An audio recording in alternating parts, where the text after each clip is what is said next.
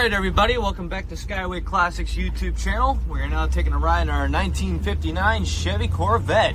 Of course, you know the oldest Corvette is the better Corvette of all the generations. Going to the one we have here featuring a very nice black and silver two-tone combination. It's about time you see something different other than your basic red and white combination. But of course, I personally like this. I don't know about much others, but as we move on to a little bit more, as you can see, it does have the hard top. In our pictures, it is a convertible as well. If you take the hard top off, it does have the very nice soft top underneath the hidden compartment behind me here. But otherwise, going to the outside, you also have the very nice chrome 5-spoke wheels on it, having a very beautiful Ryan profile. Of course, an upgraded style hood. Very mean, very performance-y for this kind of Corvette. As we move on to the inside, you can see we have a very nice red interior. Of course, me being 6'2", it is a little bit small, but of course, it's not about how you fit in the vehicle, but more importantly, how the ride is in general.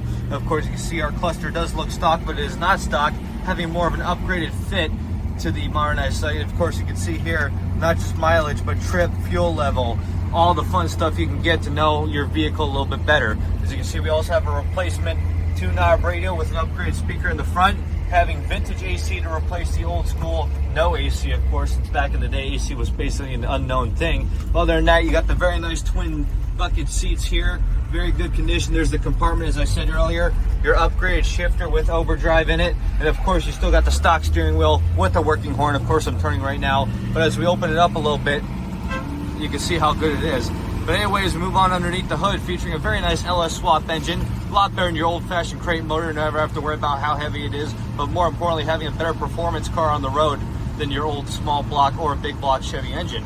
But as for now, though, we are just going to get it turned around and up on the lift. So if you have a moment, folks, please stay tuned with us to see the underneath.